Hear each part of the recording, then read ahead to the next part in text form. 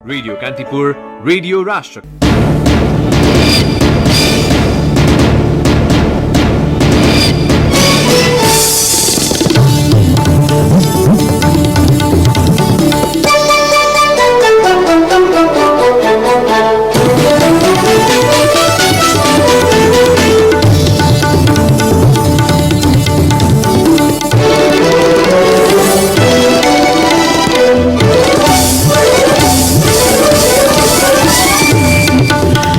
सरकारलाई दिएको समर्थन फिर्ता गर्ने माओवादी केन्द्रको संकेत। स्थायी समिति बैठक केही बेरमा शुरू हुँदै।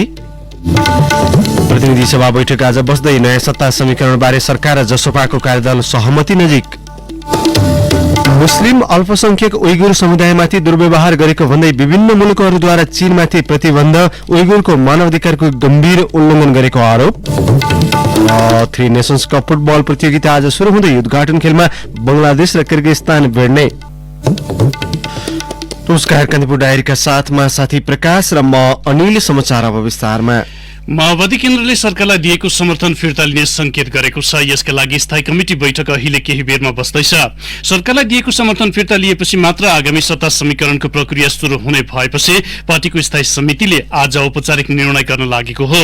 माओवादी केन्द्रका नेता वर्षमान पुनले स्थायी समितिको आजको बैठकले सरकारलाई दिएको समर्थन फिर्ता लिने निर्णय गर्ने बताउनुभयो। रेडियो कान्तिपुरसँग बिहान नेता पुनले भन्नुभयो, हामीले समर्थन फिर्ता लिए लगत्तै प्रधानमन्त्री अल्पमतमा पर्नुहुन्छ, त्यसपछि नयाँ समीकरण शुरू हुन्छ। यसअघि हिजो प्रमुख प्रतिपक्षी कांग्रेसले पनि माओवादी केन्द्रले सरकारलाई दिएको समर्थन फिर्ता नलिएसम्म नयाँ सरकार गठनको प्रक्रियामा सामेल नहुने बताएको थियो। एमालेसँग एकता प्रक्रिया टुटिसके पनि सरकारलाई दिएको समर्थन फिर्ता नलिएको भन्दै माओवादी केन्द्रको आलोचना भइरहेको छ।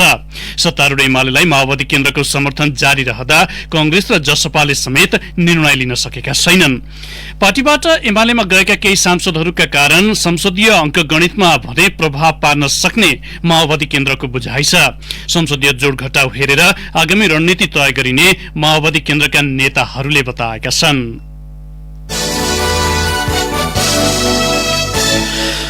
प्रतिनिधि सभा बैठक दिउँसो 1 बजेका लागि बोलाइएको छ। सत्ता गठबन्धनमा देखिएको अन्यल र सत्तारूढ दलभित्रै बढ्दो विवादले बैठकको कार्यसूची भने अहिलेसम्म तय भएको छैन। विघटन बदर भएपछि फागुन 23 मा प्रतिनिधि सभाको पहिलो बैठक बसेको थियो। त्यस यता 4 पटक बैठक बसे पनि प्रतिनिधि सभाले बिजनेस पाएको छैन। सत्तारूढ दलभित्रकै विवादले सरकारले प्रतिनिधि सभालाई बिजनेस दिन रोकेको छ। विधेयकहरू अघि बढाउँदा आफ्नै पार्टीको असहयोग हुने जोखिम प्रधानमन्त्री केपी शर्मा ओलीले आकलन गर्नुभएको छ। प्राविधिक रूपमा सरकार बहुमतमा देखिए पनि व्यावहारिक रूपमा प्रधानमन्त्री अल्पमतमा पर्नु भएको छ। यही बेला विधेयकहरू अघि बढाउँदा अस्वीकृत हुने र त्यसले सरकारको निरन्तरतामाथि नै नैतिक दबाव खडा गर्ने भय प्रधानमन्त्री ओलीमा देखिएको छ।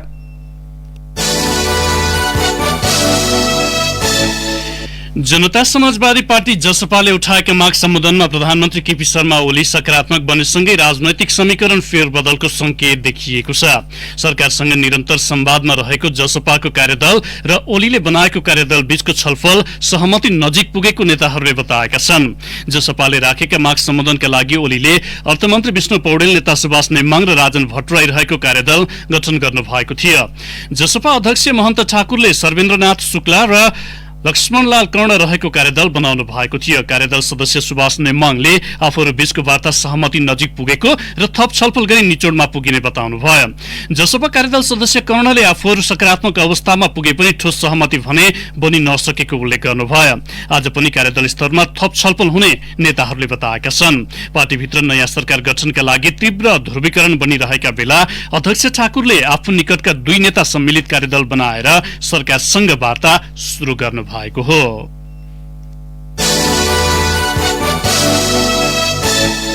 राष्ट्रपति विद्यादेवी भण्डारी बंगलादेशबाट आज स्वदेश फर्कँदै हुनुहुन्छ। 2 दिने राजकीय भ्रमणका लागि हिजो बंगलादेश गएकी राष्ट्रपति भण्डारी आज स्वदेश फर्किन लाग्नु भएको हो। भ्रमणका क्रममा नेपाल र बंगलादेश बीच भौतिक पूर्वाधार, पर्यटन, संस्कृति आदान प्रदान लगायतका क्षेत्रमा सहकार्य गर्ने समझदारी पत्रमा हस्ताक्षर भएको छ। दुई बीच पर्यटनमा सहकार्य, संस्कृति आदान प्रदान कार्यक्रममा सन् 2022 देखि 25 सम्म सहकार्य, सेनिटरी र फाइटो सेनिटरी क्षेत्रमा क्षमता अभिवृद्धि गर्ने कार्यक्रममा सहकार्य, बंगलादेशको रोहनपुर काठमाडौँदेखि भारत पश्चिम बंगालको सिंहबादसम्मका लागि थप रेल रूट र तेस्रो मुलुकसँग व्यापार गर्नका लागि को ट्रान्जिट रूटमा सहकार्य गर्ने समझदारी बनेको हो। बंगलादेशबाट सहज रूपमा पर्यटक भित्राउनका लागि पहिलो पटक पर्यटन सहकार्य गर्ने सहमति समेत भएको छ। संस्कृति आदान प्रदान अन्तर्गत नेपाल बंगलादेशका विद्यार्थी र संस्कृति कर्मीहरूलाई एक आपसमा क्षमता अभिवृद्धि र ज्ञान आदान प्रदान गर्ने वातावरण निर्माण गर्ने सहमति समेत भएको छ। राष्ट्रपति भण्डारी नेपाल वायुसेवा निगमको विशेष विमानबाट अपराह्न 5 बजे स्वदेश फर्कनुहुनेछ।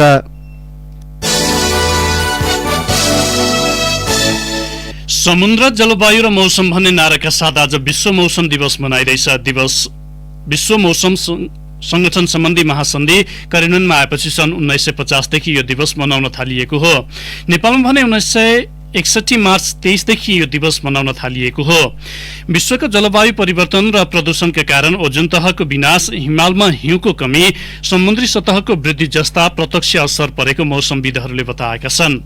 पछिल्लो मौसमी चक्रले नेपाल सहित विश्वकै मौसम र जलवायुमा परिवर्तन आइरहेको उनीहरूको भनाइ छ। जनसंख्या वृद्धिका कारण पृथ्वीको तापक्रम बढ्दो छ। यसले वातावरण र मौसममा नकारात्मक प्रभाव पार्दै गएको छ। विगत 5 वर्षको तथ्याङ्क हेर्दा नेपालको जलवायु र मौसममा पानी पर्ने, चिसो बढ्ने र गर्मी हुने क्रममा धेरै परिवर्तन आएको छ।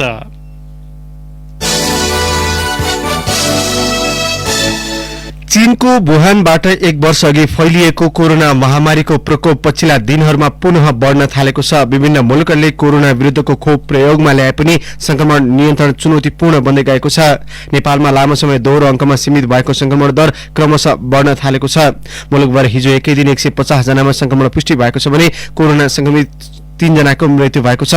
पछिल्लो समय 24 घण्टाको अवधिमा विश्वभर 4 लाख बढीमा कोरोना संक्रमण पुष्टि भएको छ। संक्रमणकै कारण एकै दिन 7,000 भन्दा बढीले ज्यान गुमाएका छन्। ब्राजिलमा सबैभन्दा बढी 53,386 जना नयाँ संक्रमित थपिएको दिन विश्वभर 4,02,915 व्यक्तिमा संक्रमण पुष्टि भएको छ।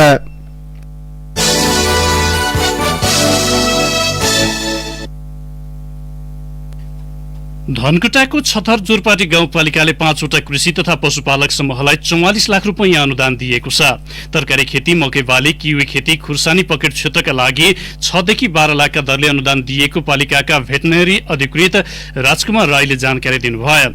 सरकारले 75 सहकारी समूहको 25% साझेदार रहनेछ। संघीय सरकारको प्रधानमन्त्री कृषि आधुनिकीकरण परियोजना कार्यविधि अन्तर्गत कृषक, सहकारी तथा संस्था छनौट गरी अनुदान प्रदान गरिएको जनाइएको छ। अनुदान कार्यक्रमबाट 125 कृषक प्रत्यक्ष लाभान्वित बनेका छन्। कान्तिपुर डायरीमा अब ब्रेकको पालो। कान्तिपुर डायरीमा अब बाँकी प्रसंग। त्रिभुवन विश्वविद्यालयले आगामी जेठ 30 गते स्वतन्त्र विद्यार्थी युनियन सोभियूको निर्वाचन गर्ने भएको छ। नेपाल विद्यार्थी संघ त्रिभुवन विश्वविद्यालय समितिले सोभियू निर्वाचन सहित 5 बुँदे माग राखेर 48 दिनदेखि बसेको रिले अनसन तोड्दै सोभियू निर्वाचन गर्ने गरी त्रिवी र विद्यार्थी बीच सहमति भएको हो। त्रिवीले सोभियू निर्वाचन गर्नका लागि यही चैत 25 गते सर्वपक्षीय छलफल गर्ने भएको छ। त्रिवी र नेविसन विश्वविद्यालय बीच विगतमा भएका 23 बुँदे सम्झौता मध्ये कार्यान्वयन हुन बाँकी हुँदा यथाशीघ्र कार्यान्वयन गर्ने, कोभिड-19 का कारण ढिलो सञ्चालित परीक्षाको नतिजा यथाशीघ्र प्रकाशन गर्ने, त्रिवीको शैक्षिक पात्रलाई अनुसरण गर्न सम्बन्धित निकायलाई निर्देशन दिने सहमति भएको नेविसनका पूर्व कोषाध्यक्ष शिव रिमालले जानकारी दिनुभयो। कान्तिपुर डायरीमा अब अन्तर्राष्ट्रिय प्रसंग। मुस्लिम अल्पसंख्यक उइगुर समुदायमाथि दुर्व्यवहार गरेको भन्दै विभिन्न पश्चिमा मुलुकहरूले चीनमाथि प्रतिबन्ध लगाएका छन्। उइगुरको अधिकार हनन गरेको भन्दै युरोपेली युनियन, बेलायत, अमेरिका र क्यानाडाले चीनका अधिकारीहरूमाथि विभिन्न प्रतिबन्ध लगाएका हुन्। उत्तर पश्चिम क्षेत्र झिनजियाङ प्रान्तमा चीनले उइगुरहरूलाई बन्धक बनाएको र यातना दिने, जबरजस्ती श्रममा लगाउने तथा यौन शोषण गरेको आरोप पश्चिमा मुलुकहरूले लगाउँदै आएका छन्। उइगुरहरूको मानवाधिकारको गम्भीर उल्लंघन गरेको आरोप लागेका झिनजियाङका उच्च अधिकारीहरूमाथि यात्रा प्रतिबन्ध, सम्पत्ति रोक्का जस्ता प्रतिबन्ध लगाइएको हो। जवाफमा चीनले पनि युरोपेली अधिकारीहरूमाथि प्रतिबन्ध लगाएको बीबीसीले उल्लेख गरेको छ। चीनले शोषणको आरोपको खण्डन गर्दै आतंकवादसँग जुझ्न पुनर्शिक्षित गर्ने उद्देश्यले उइगुरहरूलाई शिविरमा राखिएको दावी गर्दै आएको छ।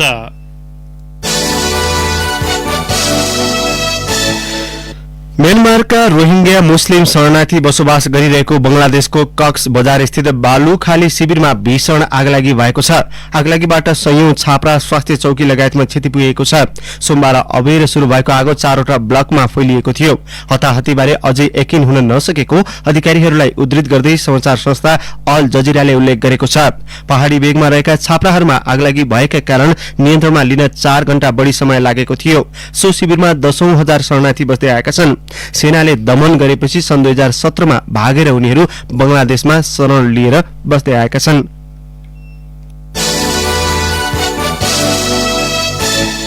कान्तिपुर डायरीमा अब खेल प्रसंग 3 नेशन्स कप अन्तर्राष्ट्रिय फुटबल प्रतियोगिता आज शुरू हुँदैछ। अखिल नेपाल फुटबल संघ एन्फाको आयोजनामा हुन लागेको प्रतियोगिताको उद्घाटन खेलमा 2 पाहुना टोली बंगलादेश र किर्गिस्तान भिड्नेछन्।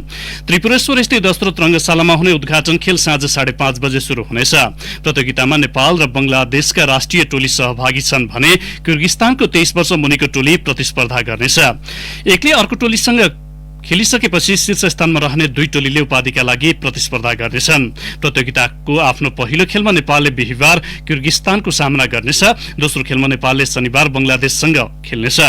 फाइनल खेल चैत्र 16 गते हुनेछ। नेपाली राष्ट्रिय टोली 5 वर्षपछि दशरथ रंगशालामा फर्कन लागेको हो।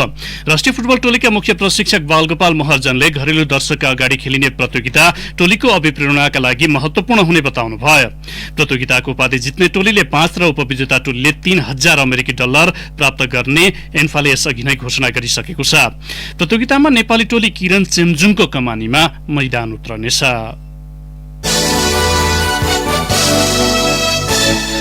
इन्डिया र इंग्ल्याण्ड बीचको 1 दिवसीय सिरिज आज शुरू हुनेछ। 3 म्याचको सिरिज अन्तर्गतको पहिलो खेल पुणेमा नेपाली समयअनुसार दिउँसो 1:45 बजे शुरू हुनेछ। घरेलु मैदानमा टेस्ट र T20 दुवै सिरिज जितेको इन्डिया भ्रमणकारी टोलीलाई वन डे सिरिजमा पनि हराउँदै कीर्तिमानी बनाउन चाहन्छ। इंग्लिश टोलीलाई भने यसअघिका दुवै सिरिजमा भोगेको हारको बदला लिने अवसर समेत मिलेको छ। नयाँ खेलाडीलाई अवसर दिँदै आएको घरेलु टोली नियमित कप्तान विराट कोहलीको कमानीमा मैदान उत्रनेछ। इंग्लिश टोलीको नेतृत्व इयन मर्गनले गर्नेछन्। यसअघि भएको 5 म्याचको T20 सिरिज इन्डियाले 3-2 ले जितेको थियो भने 4 म्याचको टेस्ट सिरिज भने 3-1 ले आफ्नो पक्षमा पारेको थियो। न्यूजील्याण्ड विरुद्धको दोस्रो 1 दिवसीय क्रिकेटमा भ्रमणकारी टोली बंगलादेशले सम्हालिएको ब्याटिङ गरेको छ। क्राइस्टचर्चमा टस जितेको घरेलु टोलीले फिल्डिङ रोजेपछि ब्याटिङमा उत्रिएको बंगलादेशले अघिल्लो खेलको प्रदर्शनमा सुधार गरेको हो। बंगलादेशले ताजा अवस्थामा 33 ओभर खेल्दै 3 विकेटको नोक्सानीमा 151 रन बनाएर खेलिरहेको छ। क्रिजमा मुशफिकुर रहिम 20 र मोहम्मद मिथुन 11 रन बनाएर खेलिरहेका छन्। 3 म्याचको सिरिजमा घरेलु टोली 1-0 ले अघि रहेको छ। किवीज टोली आजको खेलमा जित निकाल्दै सिरिज आफ्नो पक्षमा पार्ने योजनामा छ। भ्रमणकारी टोलीलाई भने सिरिज जोगाउन आजको खेल जित्नै पर्ने दबाव छ। न्यूजील्याण्ड भ्रमणका क्रममा यी 2 राष्ट्रबीच 3 म्याचको T20 सिरिज पनि हुनेछ। जान्दै मुख्य प्रसंगहरू पुनः एकपटक। सरकारले दिएको समर्थन फिर्ता गर्ने माओवादी केन्द्रको संकेत। स्थायी समिति बैठक केही बेरमा बस्दै। प्रतिनिधि सभा बैठक आज बस्दै। नयाँ सत्ता समीकरण बारे सरकार र जसपाको कार्यदल सहमति नजिक।